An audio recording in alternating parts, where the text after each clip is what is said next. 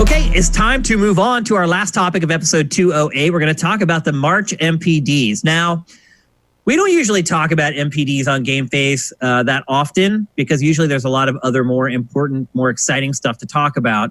And that's pretty much true this week as well. However, this NPD is not like any other NPD. And I'm not even stretching here to say in the history of the video game industry, because this March was the best March for video games ever. The most money that's ever been spent on video games in March for any year ever. It's almost like we had a reason to play a lot more stuff this past month. Yeah, I mean, exactly. The industry, it's bittersweet because the industry is doing amazing while the rest of the world goes to crap. It's really a bizarre thing. The Nintendo Switch in March. It's a pretty good time to own a video conference app as well. It sure is. Dude, the people who own Zoom are very, very happy. It was the perfect timing for their product. The Nintendo Switch doubled its sales year over year from one March to the next. I have a sister right now who's trying to buy a Switch for her kids and can't find one anywhere. They are sold out. Now, there were reports this week that people are using checkout bots to mass order the Switch and then resell them on eBay. I would not put that past anyone. I would not be surprised at all if that were 100% true. So there could be some subterfuge going on beneath the surface that's escalating this issue. Obviously, there's a lot of people who want them right now because you can't find them. And it's not helping that there may be people who are buying, a dozen at a time and then selling them and trying to flip them on eBay. My sister, in fact, is at the point where she's about to pay double for one on eBay because she's trapped with her kids in their house. And she has found that launch one I had. Yeah. And she has found something that she believes will give her a reprieve from teaching her kids like arithmetic and all this other stuff. So the Switch has been doing amazing ever since this all started. It had it doubled the sales from March of 2019 this past month. Hardware sales for PS4 and Xbox One are up 25% year over year. The industry in general, overall, is up 35% year over year for March. Animal Crossing New Horizons sold more than any other Nintendo game ever in a week. The only games that beat it are Smash Ultimate and Smash Brawl. It is a gigantic month for Nintendo and for the gaming industry in general. And I would probably argue for GameStop, which is basically just holding on by its fingernails right now. The irony of all this for GameStop is it may save its business. It may save it from bankruptcy. It's the biggest bump the industry has had since 2008. Matt, what happened back in 2008? A massive economic crash. Yes. And what is happening right now? Massive economic crash. Yes. So it just goes to show you. It's people's chosen form of entertainment is bulletproof during a depression. Exactly. Just like it was. Exactly. Just like the Nickelodeon in the 30s.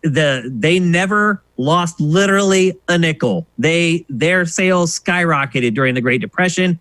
We're seeing the same thing happening with video games. I remember back in 2008 when I was working at Game Trailers. First of all, just happy to wake up every day and have a job. I didn't care what the job was. I was just thankful that I had a job at all because all my friends on the East Coast, pretty much everybody I knew was unemployed. So just to have a position to get up and go to every day instead of sitting at home bummed out, I can't even explain how appreciative I was for it. But our industry was thriving. Like there was no talk about me having to lay people off at Game Trailers in 2008 or 2007. It wasn't, the advertising was just rolling in.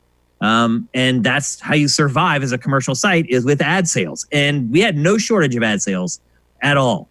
And it looks like the same thing is going to happen. So if you're an ad-supported site, future's looking good.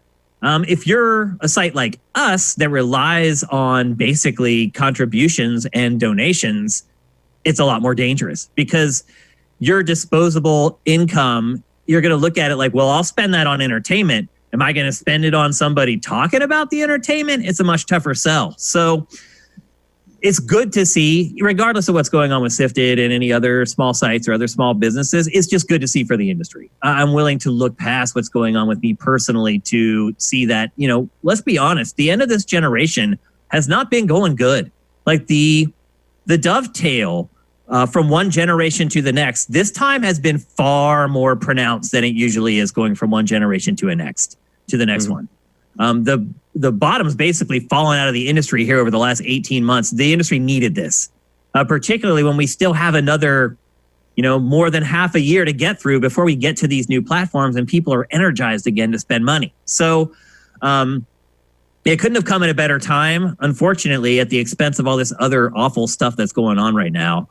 But the industry is going to be fine. It really is. There were some surprises, though. So keep in mind, like a lot of my friends from Philly who decided to finally buy a console, you have a lot of casual people buying consoles right now. They're people who have waited like 5 years to buy a PS4 or an Xbox One. And so they're really casual folks, and that is reflected in the sales chart. So we have, Matt, you don't have this, but Mitch and I do. We have the top 11 games, and I'm sorry I forgot to send this to you. We have the top 11 games from March. Now, one thing I will say before we get into this is that Final Fantasy VII, the remake, has sold, and this, obviously this isn't for March, this is for more recent, has sold like 3.5 million copies, or shipped 3.5 million in the first 3 days. So Final Fantasy VII is also doing very, very well, in addition to the games that we're going to discuss. So, Matt, I'll give you one guess, since you don't have it, what the best-selling game was in March. I would guess that would be Animal Crossing. Yes, it absolutely was. As I said earlier, it was like the best-selling Nintendo game ever, except for a couple of exceptions. What do you think would be number 2? GTA 5. No. But you're thinking the right way. What would be your second guess? Red Dead. No. It's Call of Duty Modern Warfare. Which makes sense because they just launched Warzone, and they just started a whole other cycle of marketing for Warzone. Now I realize Warzone is free to play and you don't have to buy Modern Warfare, but still those ads are running all over television, getting people interested in it. The third game, I don't think you'll guess, so I'm just going to share it. It's MLB The Show 20, which that's high for that game. That's pretty good for a baseball game. But you know why?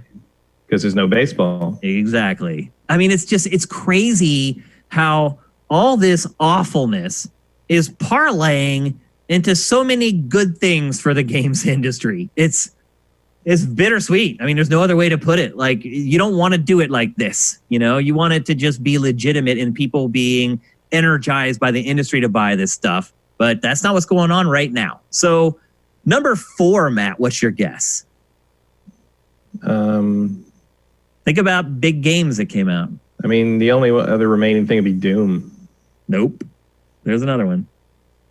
In March? You didn't play it. Yeah. Oh, Resident Evil? Yep.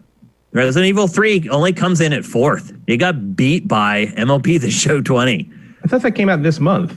No. It probably only had, the reason it was beaten is because it probably only had a couple days of sales versus these other games that had like weeks or whatever. Number 5, NBA 2K20. That game is just like a Rockstar game. It just sells and sells and sells. But again, no NBA Resident Evil 3 season. came out on April 3rd. How was that in March? I don't know. It's there. It's number 4. Weird, huh? Pre-orders or what? Maybe. I don't know. But keep in mind that these numbers are based on dollars generated and not on unit sales. So that is one caveat with the NPDs data. Number 5 was the NBA 2K20. Again, the NBA and NHL seasons just went away right before the playoffs were about to start. Of course, NHL didn't bump up in the top 20, but NBA 2K20 did. And then next at 6 is Doom Eternal. How do you feel about that? Again, not a lot of time. I mean, at least it's in the top 10. Yeah, but I mean, can't always say that about the Bethesda stuff these days. Yeah, but I do think that Bethesda does count on that being one franchise that no matter what, it's probably going to get them in the top 5 at least, especially in March. Although you wonder, like the other games above it might have had really inflated sales compared to what you would expect normally, except maybe Resident Evil. Yep. Number 7, Persona 5 Royal. So the re-release of Persona 5. I'm kind of surprised that that's there. My guess is people caught wind that it's like a 100-hour game. And with a lot of people being laid off or losing their jobs, maybe they're just looking for extreme value in games right now. I mean, also it's great. So that doesn't hurt either. But I am surprised. I really thought that game would just not even appear in the top 20, to be honest with you. I'm really surprised to see it there. And then number 8, it was your guess from earlier, Grand Theft Auto 5. It will never leave the top 10. Number 9, Borderlands 3. That game has dropped down to $15 on a couple sales over the last week or so. So I'm surprised to see that there because, again, this is based on dollars spent on each game, not exactly how many units were sold. At number 10, Mario Kart 8 Deluxe, another game that's perennially in the top 10, another game that people buy when they buy a console. Not surprised to see that there at all. Is there any game that you can think of, Matt, that's missing where you're like, where is that game? Not really. Neo 2. Neo 2. I would not have expected that to be in the top 10. It comes in at 11. So it didn't make the top 10. I was surprised, honestly. Like I figured Neo 2 would outsell Persona 5 Royal, at least. Not the case, though. I mean, Dark Souls, which is the biggest thing in that sub-genre, is, they sell 3 to 5 million. And then Neo is not on the sales level of that, really. Even my friends who are into the Soulsborne stuff, like a couple of them didn't even know what Neo was. Yeah. And also, like, Neo, who needs that kind of aggravation right now? I was just going to say, if you look at all these games, they're all like comfort food gaming or great values. It's one or the other. Animal Crossing is kind of both. I mean, you can get literally hundreds of hours. Plus, it's like this comforting vacation on a tropical island thing. Call of Duty, people buy that every year. It's comfort food. MLB is them trying to replace something that they've lost in the real world. NBA 2K, same deal. It's very interesting to kind of see the games that have bubbled up. And it'll be interesting to keep watching this as the time goes on. Obviously April is going to be a whole lot like March. I also wonder if a lot of game publishers are now really regretting not scheduling something for May. You think there might be any chance that a game gets bumped up into May because of that? Because it's just this black hole that somebody... I don't think so. The distribution through retail channels is just not something you can like renegotiate that fast right now. Yep. Mitch, what surprises you the most about the top 11 from March? Probably NBA 2K20. I thought a bunch of games would probably get above that. I'm not surprised it made the top 10. I'm just surprised of how high it made the list. MLB The Show usually makes the top 5 every single year, so I'm not surprised by that. Does it? I wasn't aware of that. I used to do a show covering the NPDs, and it was number 2 for 2 months in a row. It's usually last year it was? Last year, correct.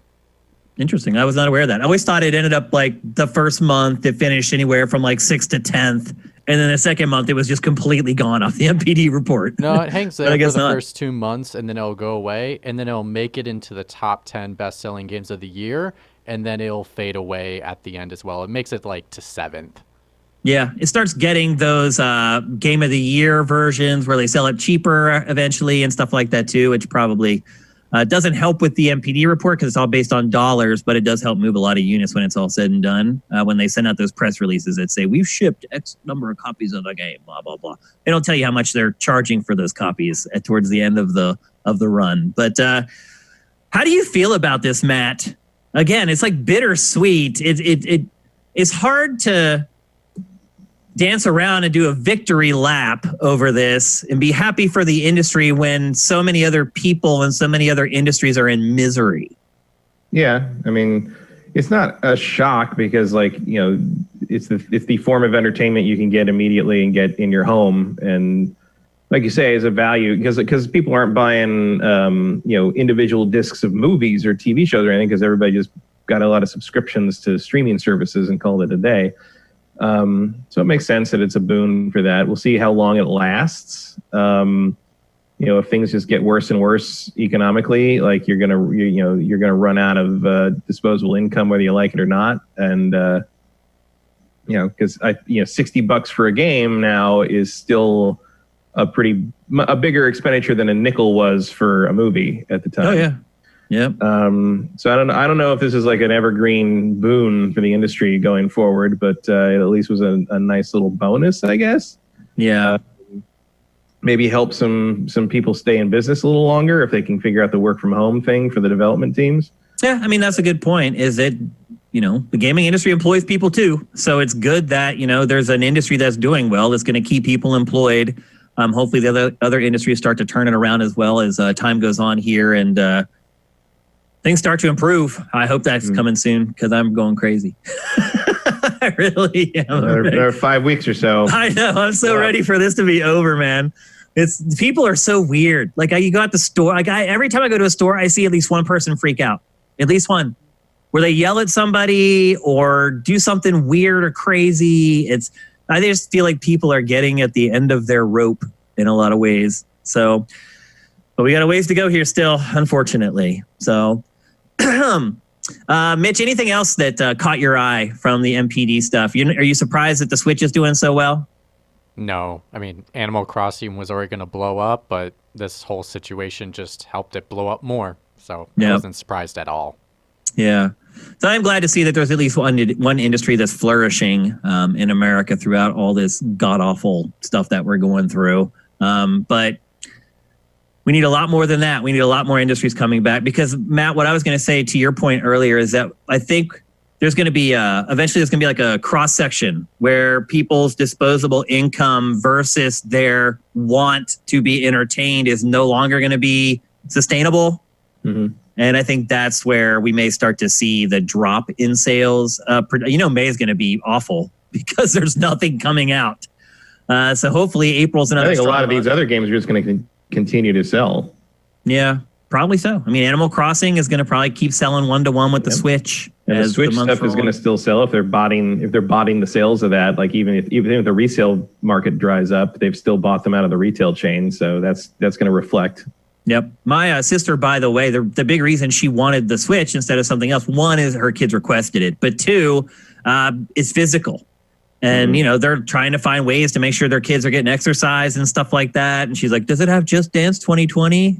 Like, of course it does. Everything does. But that's the kind of stuff she's looking for her kids. So it's interesting to kind of look at it. And, well, that's the other thing that's hard to find is Ring Fit. Yep. Also sold out. Now they're crossing that over with like Tetris 99 or something, which makes no sense, but somehow it probably will. Yeah. Crazy.